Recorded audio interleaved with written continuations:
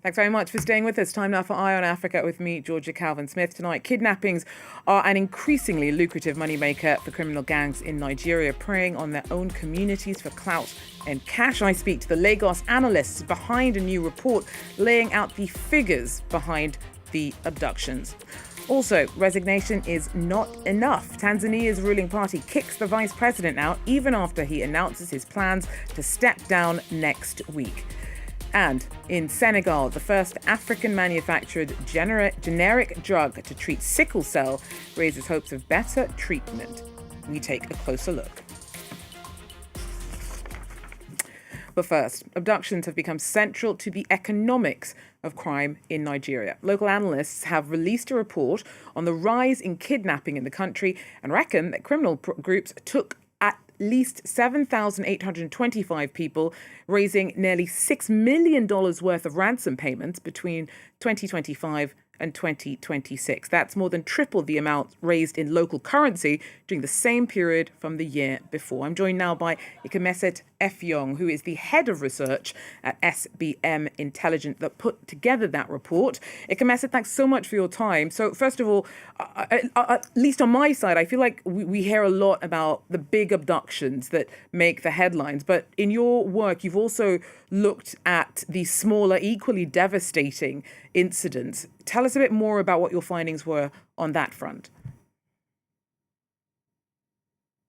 Yes, thank you very much for having me, Georgia. So out of the incidents that you referred to in your introduction, about 79% of those incidents occurred as mass abductions, and we define mass abductions as incidents involving 5 or more victims. But critically, that is about 21% of those incidents which involve individuals, right, of a number below 5, and this spread right across the country.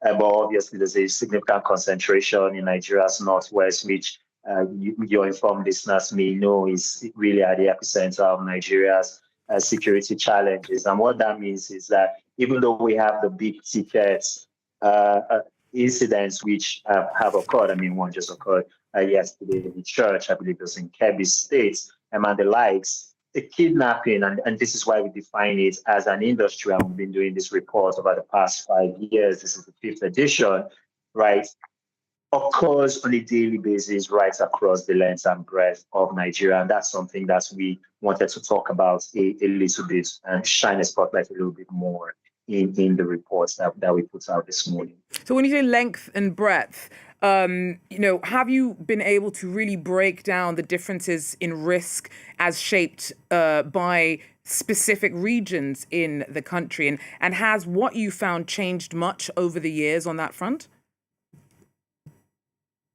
Yes, we were able to do that in the report. So Nigeria's northwest as well as more central regions of Nigeria have the lion's share of incidents, of attacks, of victims, and also of ransom amounts that we were able to track.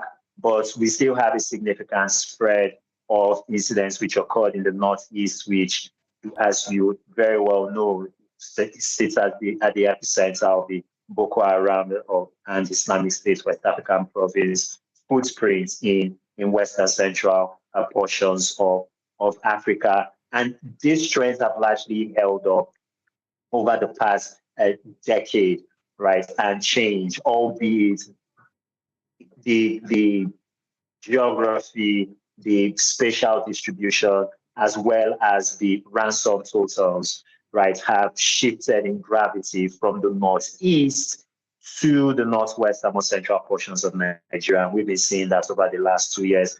Having said that, the northeast still remains a very critical, right, node in Nigeria's overall insecurity picture for one critical reason.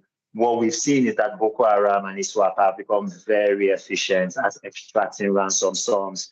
Per our numbers and per our data, something like 90% of all ransom demands that we were able to verifiably track were paid out to Boko Haram and ISWAP aligned elements, which is the largest share across all of the various groups that cuts right across Nigeria, and particularly Nigeria's north, which are the epicenter of Nigeria's kidnapping industry. So we may not be seeing as many incidents, and especially as many mass abduction incidents in Nigeria's northeast, but Nigerians in that part of the country are still paying a very heavy price in terms of lives, in terms obviously of lost income, but also in terms of their pockets, in terms of securing the release of their loved ones.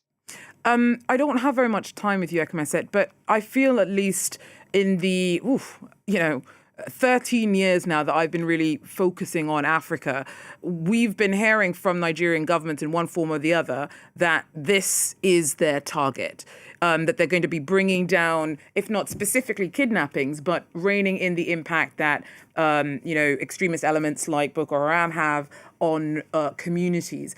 Has much changed, and what does your research say about what should change in terms of making a difference in the little time that we have left? Sorry, I lost you for a minute. What do we learn from your research about what should change in terms of the tactics deployed to try and tackle both Boko Haram and the bandit elements that are behind the kidnapping that you tackle in your research? I think what's pretty clear is that Nigeria can do a better job at tracking the flows of finances that continue to underpin kidnapping and terrorism overall in Nigeria. What we are seeing, and the Nigerian government itself has admitted that that militant groups, that jihadist groups, are using the country's financial system as well as other aspects of Nigeria's financial system to move funds as well as to facilitate the payments of ransoms. We know of groups that specifically do not prefer the naira, for example. They prefer foreign currency, whether it's dollars or euros or other non-Nigerian currencies. So the government can invest a lot more in terms of its strategy, in terms of mitigating and facilitating those terror financing flows. We're also seeing groups increasingly coalesce into much bigger groups in order to leverage on the economies of scale that come with being part of bigger combines in order to more efficiently kidnap, abduct, and also secure ransoms from Nigerians. Obviously, the advantage that comes with size from a political perspective is that it is easier to track and mitigate the activities of those groups. Thank you so much for that insight into the work that you've done. Ekemeset Effiong, the head of research at SBM Intelligence in Lagos. Now, more trouble at the top in Tanzania. Just days after the VP announced that he'd be stepping down in early September after less than a year on the job, and Dr. Emmanuel Nchimbi's ruling party has rubbed salt in the wound by kicking him out. Our regional correspondent brings us up to speed. Tanzania's ruling party, CCM, has expelled Dr. Emmanuel Nchimbi, a man who was vice president just earlier this week. The decision came Wednesday at an emergency meeting of the party's Central Committee in Dar es Salaam. Nchimbi had announced his resignation only a day before. He said he was honoring a promise made to President Samia Suluhu Hassan to step aside if she wanted a new deputy. Now, Nchimbi's resignation is due to take effect on September the 4th. It's the first time a sitting vice president has resigned in Tanzania's history. Nchimbi had only been in office about 295 days. But the party had more to say. Secretary General Asha Rose Migiro told reporters that the committee had looked into disciplinary and ethical matters involving Nchimbi. She said the party's constitution had been broken, but gave no further details. The dramatic political shift comes barely a month after Nchimbi publicly called on Tanzanians to push for a new constitution, saying reform was critical to strengthening human rights, good governance, and democracy. It all comes against a backdrop of growing concern over authoritarianism under President Samia Suluhu's government. Just 10 months after a post-election crackdown last October left more than 500 people dead. CCM has already endorsed his replacement, Energy Minister Deogratius Ndejembi. His nomination still needs to clear Parliament before he can be sworn in. Raw there for us, regional correspondent for East Africa. Now, the president of Nigeria's Football Federation stepped down amidst a string of corruption allegations and disappointing performances from the Super Eagles. Several other NFF board members also quit on Thursday alongside Ibrahim Musa Gusau. The federation's reportedly being investigated over the misuse of around 11 million euros worth of government funds. And finally, in Senegal, the first African-manufactured generic drug to treat sickle cell is raising hopes of better treatment at reduced cost. Laurent Berstecker with more. Mamadou Tahiru was only 3 years old when he was diagnosed with sickle cell disease. 15 years later, the young man's life is still shaped by the constant rhythm of hospital visits, and his mother feels powerless to help him. My son is very tired, and he's always going in and out of hospital. He has pain in his feet. At the moment, he cannot walk. It's very difficult. The medication and hospital fees are really expensive. A genetic blood disease that causes severe pain, fatigue, and headaches, sickle cell disease affects over 12 million Africans, and the continent accounts for nearly 80% of all cases worldwide.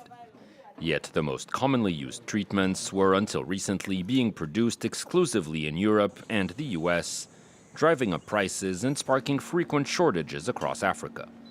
Faced with this contradiction, a Senegalese pharmaceutical lab has begun to produce its own generic version of the drug, a more affordable treatment, better suited to the needs of African patients. Europeans and Americans have access to the drug, while Africans struggle to get it. So the key element is that we've enabled Senegalese and Africans to gain access to this molecule. The company also produces smaller 100 milligram doses that are more adapted to children. It officially launched its product on the Senegalese market last year and now hopes to cover the needs of all sub-Saharan African sickle cell patients by 2030. And anti-immigration tensions continue to brew in South Africa. Although many organisers of recent protests say that they're primarily concerned with people who've come to the country without the proper paperwork, in practice, frustration's often expressed indiscriminately with local corner shops, often on the sharp end of confrontations. Eunice Masson tells us more. In a now viral video, a South African man who seems to not form part of any authority accuses, or rather threatens and demands, a foreign shop owner to close his shop and to return home. This video has renewed anti-immigration debate in the country, and in this case, the majority feels that the South African man, is seen to be the bully. Sir, bro, I'm talking with you. When you gonna go back? Where you from? Where you gonna go back? Where you from? Huh? It must be noted that in this specific province where the video was taken, KwaZulu-Natal, their Premier Tami Hintuli is on record to say that 60% of spaza shop owners are foreign nationals. We also know that in March this year, 5 undocumented foreigners were arrested owning spaza shops.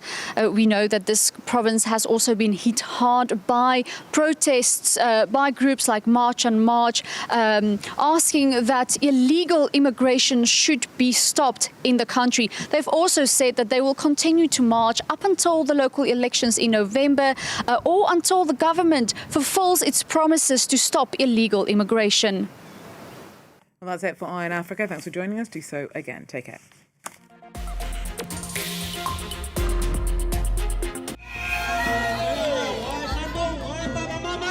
A reunion after 3 decades of searching. In China, the one-child policy tore families apart. With controlled birth rates and forced adoptions. I thought all of them were abandoned. Until the children came back to China, look for their homes. And then we found out their parents were waiting for them. DNA is now revealing a story that is very different from the one recorded in the adoption files. If my birth family is actively searching for me, then I wanted to make it easier for them to find me. From a personal quest to one affecting an entire generation. An investigation on reporters on France 24.